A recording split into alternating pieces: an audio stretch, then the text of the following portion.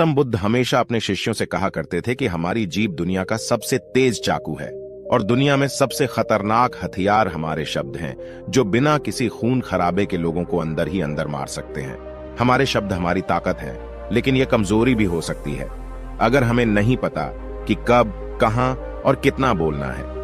यदि हम सही समय पर सही इरादे से सही शब्दों का प्रयोग करते हैं तो यह हमें एक सफल व्यक्ति बनाते हैं, लेकिन अगर हम सही समय पर सही इरादे से सही शब्दों का प्रयोग नहीं करते हैं तो यह हमारे जीवन को नर्क से भी बदतर बना सकते हैं। तो आज मैं आपको मौन पर एक कहानी सुनाऊंगा और यह कहानी आपकी जिंदगी बदलने वाली है। यह कहानी आपको मौन की शक्ति का एहसास कराने जा रही है। जापान में एक बहुत प्रसिद्ध बौद्ध भिक्षु थे जिनका नाम दीजाई था। वह दुनिया के शोरगुल से दूर जंगल में अकेला रहता था और वह बहुत ही ध्यान मग्न व्यक्ति था, इसलिए वे पूरे जापान में बहुत प्रसिद्ध थे। और एक दिन उनके पास एक राजकुमार आया। प्रिय साधु, मैं हमेशा थका हुआ, निराश और परेशान महसूस करता हूं। मेरा मन बहुत बेचैन रहता है। हालांकि मेरे पास सब कुछ है, धन, प्रसिद्धि और सभी विलासिता जो एक व्यक्ति पाने की ख्वाहिश रखता है, लेकिन फिर भी मेरे अंदर शांति नहीं है। तो साधु ने कहा, आपको इसका उत्तर पता है, लेकिन आपने कभी इसकी खोज नहीं की। साधु ने कहा कि मैं एक प्रयोग करना चाहता हूं। क्या आप वह प्रयोग करना चाहेंगे? इस प्रयोग के बाद आपके जीवन में कोई अशांति और चिंता नहीं रहेगी। यह सब सुनकर राजकुमार बहुत परेशान हुआ, लेकिन उसने साधु से कहा कि मुझे बताओ कि मैं क्या करूं। मैं अपने मन की शांति के लिए कुछ भी करने को तैयार हूं। तब साधु ने शांत स्वर में उत्तर दिया, अगले 10 दिनों तक आप मेरे आश्रम में रहेंगे और सामान्य व्यक्ति की तरह रहेंगे। और इन 10 दिनों तक आप अकेले मौन में बैठेंगे और जितना हो सके कम बोलेंगे। राजकुमार साधु की बात से सहमत हो गया। पहले दिन उन्हें लगा कि उनका मन सामान्य व्यक्ति से ज्यादा विचलित है। उसके मन में तरह तरह के सवाल उठ रहे थे और वह आम लोगों की तरह जीवन जीने में असहज महसूस कर रहा था। उसके भीतर बोलने की प्रबल इच्छा थी, पर वह मान गया और कुछ न बोला, एक शब्द भी नहीं। लेकिन वह चुपचाप बैठा रहा। लेकिन जैसे जैसे रात होती गई, उसे एक बड़ी शांति का अनुभव हुआ। उसके लिए यह बड़ा अजीब था। वह अंदर ही अंदर खुश हो रहा था और अपने आप से पूछ रहा था कि बेचैनी कम क्यों हो रही है। अगले दिन राजकुमार एकांत में बैठा प्रकृति को, फूलों को, पौधों को, आकाश में उड़ते पक्षियों को देख रहा था। अपने जीवन में पहली बार वह देख रहा था कि उसके चारों ओर कितनी सुंदर प्रकृति है। वह अपने चारों ओर प्रकृति को देख और महसूस कर सकता है। इस तरह एक हफ्ता बीत गया और उसके मन की सारी बेचैनी, सारी उथल पुथल, सब कुछ गायब हो गया। 8वें दिन की सुबह राजकुमार की आंखें अपने आप बंद होने लगीं और वह गहरे ध्यान में डूब गया। उसने आंखें बंद की, गहरे ध्यान में चला गया। कोई चिंता नहीं थी, मन में शांति थी। राजकुमार को भीतर ही भीतर गहन शांति का अनुभव होने लगा। बाकी के 2 दिन गहरे ध्यान में बिताने के बाद राजकुमार खुद को एक बौद्ध भिक्षु के सामने पेश करता है। राजकुमार ने साधु से कहा कि प्रिय साधु, मुझे उत्तर मिला कि मेरा मन इतना अशांत क्यों है। उन्होंने कहा कि मुझे पता चला कि मेरा मन इतना विचलित और अशांत क्यों था।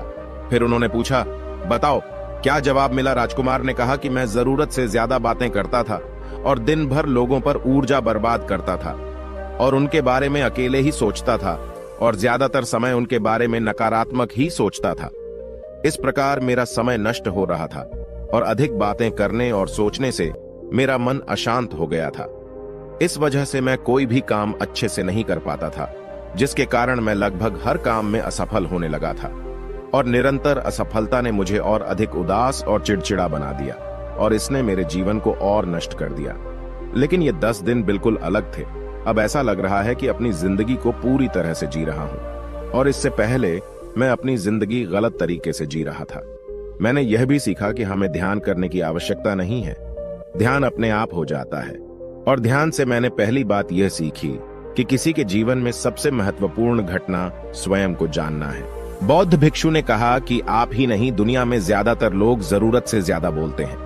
आज भी ज्यादातर लोग एक दूसरे को नीचा दिखाने के लिए ही बोलते हैं और आज भी लोग ज्यादा बातें करते हैं और अपना जीवन बर्बाद कर रहे हैं। साधु ने राजकुमार को मौन रहने का महत्व समझाया और कहा कि एक बार शिष्य गौतम बुद्ध से पूछते हैं कि प्रिय बुद्ध, आप अधिकांश समय मौन क्यों रहते हैं? बुद्ध ने कहा, मैं गहराई में मौन रहता हूं। मौन स्वयं को जानने की पहली सीढ़ी है। यदि आप मौन नहीं रह सकते हो तो स्वयं को जानना असंभव है। स्वयं को जानने की पहली सीढ़ी मौन है। जितना जरूरी हो उतना ही बोलें, और आप पाएंगे कि 90% बोलना हानिकारक होता है। नहीं बोलते तो अच्छा था। 90% मुश्किलें कम हो जाएंगी अगर लोग थोड़ा सा चुप हो जाएं, झगड़े कम हो जाएं, अशांति कम हो जाए, फेंकना कम हो जाए। बस तुम दोनों चुप रहना सीख जाओ। दुनिया में बहुत सारी मुसीबतें सिर्फ बोलने से पैदा हो जाती हैं। जो मौन रहना जानता है वो भीड़ में भी अकेले रहने का हुनर जानता है। एकांत में मनुष्य स्वर्ग भी है। दूसरों की उपस्थिति बेचैनी पैदा करती है। पहले अपने साथ मौन धारण करो, फिर अपनी ऊर्जा को मोड़ में आने दो, मन को घर आने दो। जब आप दूसरों की उपस्थिति से उठते हैं और परेशान हो जाते हैं तो उचित है कि आप अपनी आंखें बंद कर लें और अपने आप में खो जाएं। तुम वहां से भी ताजगी पाओगे, क्योंकि तुम्हारे जीवन का स्रोत वहीं छिपा है। वह किसी और में नहीं है, लेकिन तुम्हारी जड़ें तुम्हारे जैसी हैं। आखिर कौन तुम्हें अपने भीतर ले जाएगा? यदि कोई ना हो तो मुझे स्वयं ही भीतर जाना होगा। इसलिए अपने भीतर जाओ। वही परम राजा है, वही जीवन का स्रोत है, वहीं से आनंद का जन्म होता है, वहीं से तुम मृत्यु में डूबोगे। वहीं तुम्हारा सूर्य उदय होगा, वह फिर अस्त होगा। जब भी तुम डुबकी लगाकर लौटोगे वहीं से पाओगे। फिर तुम फिर से तरोताजा हो जाओगे। तब जीवन का नया धन पाओगे। फिर नई शक्ति का जन्म होता है। थकान मिटती है, उदासी मिटती है, चिंता मिटती है। जैसे कोई नहाकर आता है तो शरीर शीतल हो जाता है, शांत हो जाता है, वैसे ही भीतर से कोई वापस आता है तो मौन में स्नान करके लौट आता है तो पूरा व्यक्तित्व शांत हो जाता है और मन आनंदित हो जाता है। जब आप आंतरिक मोह की उस ऊंचाई पर पहुंच जाएंगे तो आप पाएंगे कि आपका मन बोलने से भी नहीं बनता। वह निरंतर तुम्हारे भीतर बैठी उसकी एक अंतर्धारा बनी रहती है। तुम बोलो लेकिन अपने को मत छोड़ो। आप शब्दों का प्रयोग भी करते हैं लेकिन अपनी चुप्पी नहीं तोड़ सकते। तब तुम्हारी वाणी में सुगंध होगी, फिर तुम्हारी वाणी में विशालता होगी, जो तुम्हारे बोलने का संगीत होगा। सब ठीक हो जाएगा। आप बोलेंगे तो दूसरे ठंडे पड़ जाएंगे। भीतर से मौन होते ही आप इतने शक्तिशाली होने लगते हैं कि समाज की पराधीनता छोड़ने लगते हैं और आपकी जिंदगी में एक ऐसा मजा आता है जो सिर्फ दीवानों की जिंदगी में होता है।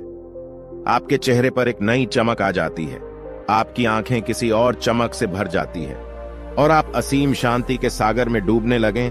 ऐसा कहकर उन्होंने अपनी बात समाप्त की। दोस्तों, आपने भी अनुभव किया होगा कि ज्यादा बातें करने से मन शांत हो जाता है। हम अपने मन के साथ साथ अपने ध्यान पर भी नियंत्रण खो देते हैं। जो लोग बहुत अधिक बातें करते हैं उनमें किसी एक कार्य पर ध्यान केंद्रित करने की क्षमता नहीं होती है।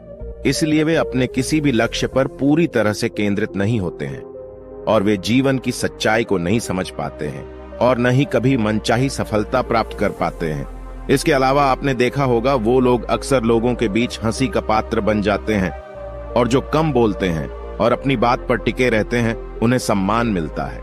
लोग जो कहते हैं उसे सुनते हैं और विश्वास करते हैं और अशांत मन वाला व्यक्ति जीवन में किसी भी कार्य में सफल नहीं हो पाता, क्योंकि उसका किसी भी कार्य में मन नहीं लगता। अगर कोई व्यक्ति जानता है कि उसे कब, कहां और क्या कहना है तो वह वास्तव में बहुत बुद्धिमान है और ऐसा व्यक्ति जहां भी जाता है आकर्षण का केंद्र बन जाता है और जो कुछ भी करता है उसमें सफल हो जाता है। यदि हम महान व्यक्ति के व्यक्तित्व को देखें तो पता चलेगा कि वह कम बोलते हैं और कम से कम शब्दों में अपनी बात समाप्त करते हैं। वह बोलने से पहले गहराई से सोचता है कि उसे क्या कहना है। लेकिन जो लोग अधिक बोलते हैं वे कई बार झूठ बोलते हैं और अपनी बातों से दूसरों के दिमाग पर कचरा डालते रहते हैं। वह अधिकतर दूसरों की बुराई ही करता रहता है, इसलिए उसके अपने भी उससे बचने और उससे दूर रहने की कोशिश करते हैं। हमारे भारतीय उपनिषदों में कहा गया है कि हमारे वचन ही वास्तविक धर्म हो सकते हैं। मौन से धैर्य आता है, धैर्य से ध्यान आता है और ध्यान से व्यक्ति अपने जीवन के प्रति जागरूक हो जाता है। दोस्तों, आप भी प्रतिदिन कम से कम 30 मिनट एकांत में शांत बैठने का प्रयास करें। इससे आप सब में एक सकारात्मक बदलाव अवश्य आएगा।